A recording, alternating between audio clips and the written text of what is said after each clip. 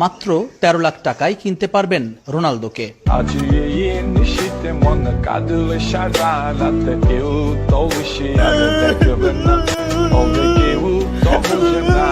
আর একজন বলতে যে বাবি কেমন আছে, আর এক লুচ্চা না দেখি কথা চলবে আমার সাথে। তা আমি যদি বলি আপনার বউ কেমন আছে, একটা ঝামেলা হয়ে গেল না?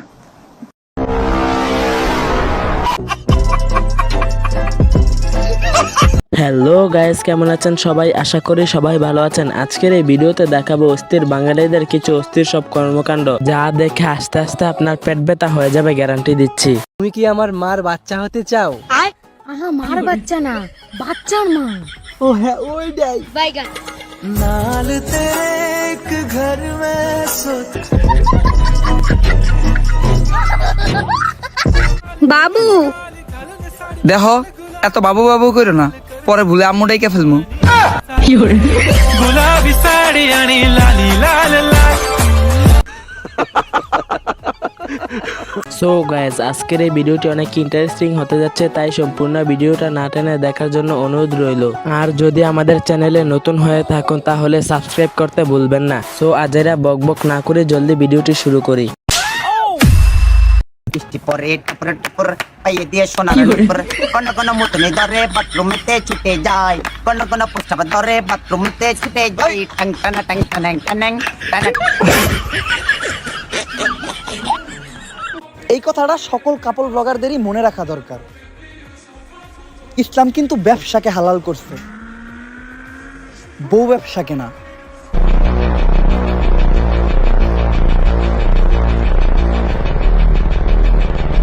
বাচ্চা থাকো চিরকাল ছিঁড়ে খায়ও বেড়ার বাল। এই সময় কম, শুরু করো। সো গাইস, শুরুতে দেখে আসি টিকটক এবং সোশ্যাল মিডিয়া কাঁপানো কিছু অস্থির ভিডিও, যা দেখে আপনিও বলবেন আরে এরা কারা। আমি অবশ্যই বলতে চাই যে শাকিব খানের থেকে প্রিন্স মামুনের জনপ্রিয়তা এখন সব থেকে বেশি। আপনি কি কিছু খান? কিছু খাই বলতে না ভাই, মানে আপনি কি নেশা পানি করেন? আর না হলে আপনার এই অবস্থা কেন?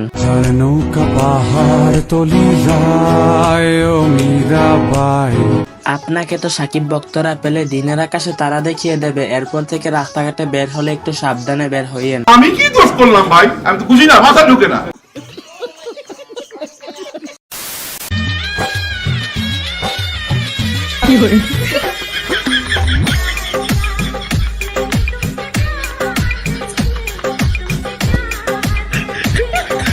ভাইরে ভাই, অনেক অস্থির ইডেট ছিল।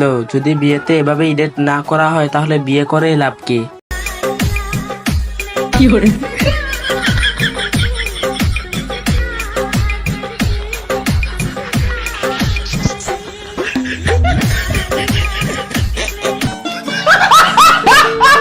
যাই হোক, বহুত প্যার করতে হ্যায় তুমকো।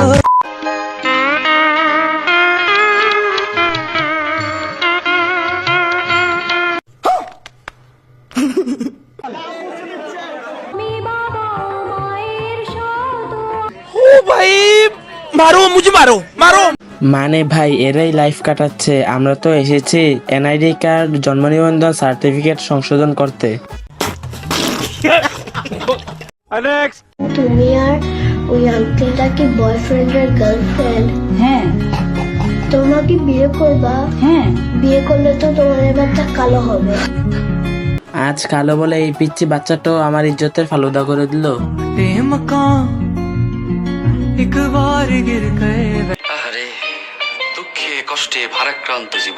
মানে ভাই, এই শহরে থাকতে গেলে সুন্দর চেহারা ও টাকা থাকতে হবে, আর না হলে আপনার কোথাও দাম নাই।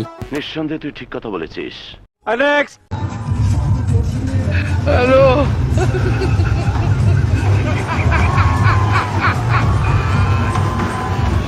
ওরা কেন? হ্যালো, না গ্যাস, একে নিয়ে হাসাহাসি করে লাভ নেই। হয়তো সৃষ্টিকর্তা তাকে ব্রেন ছাড়াই পাঠিয়েছে। কি বলবো, যাই হোক। শাড়িতেই নারী, বিশ্বাস করো জান। গায়েস, প্রথম দেখা এই আপুটিকে কে কে চিনতে পেরেছেন কমেন্টে বলে যান। তুমি আসলে একটা পরী।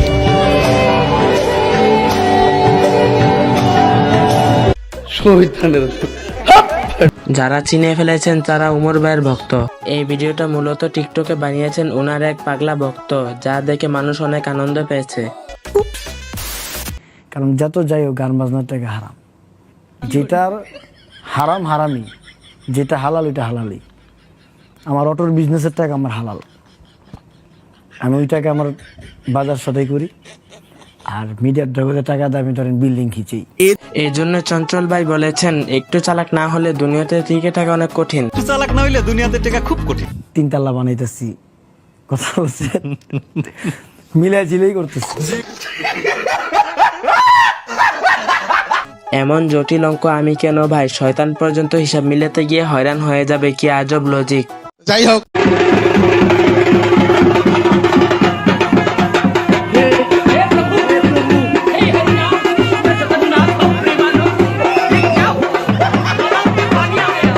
তেমন কিছু না গায়েস, এইমাত্র পাবনা থেকে ছাড়া পেল, সেখানে ডাক্তারও তার চিকিৎসা করতে পারেনি।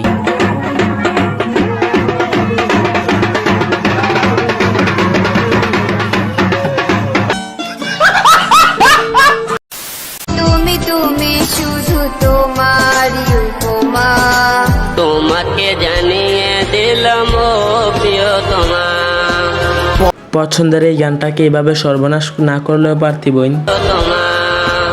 ও প্রিয়তমা, ও প্রিয়তমা। बंद करो हाथ जोड़ के मैं। সো গ্যাস আবারও দেখে আসি কিছু অস্থির বাঙালিদের কিছু অস্থির কর্মকাণ্ড, যা দেখে আপনারাও বলবেন শয়তান আর এখন শয়তানি করে না, বসে বসে এদের শয়তানি দেখে।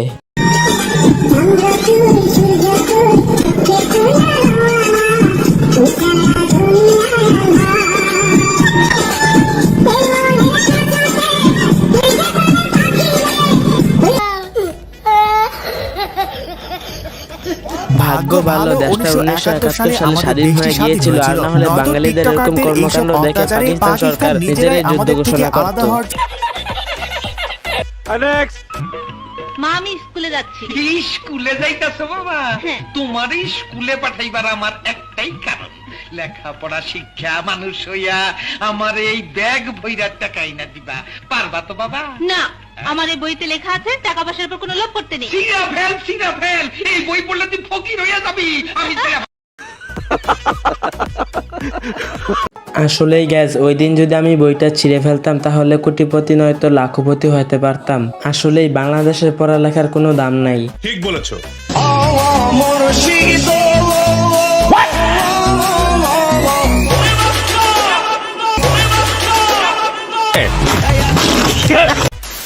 বন্ধুরা বরাবরের মতো আজকে বিদায় নিচ্ছি। ভিডিওটি ভালো লাগে থাকলে লাইক কমেন্ট শেয়ার করবেন এবং সাবস্ক্রাইব করবেন। বিদায় নিচ্ছি, দেখা হবে পরবর্তী ভিডিওতে।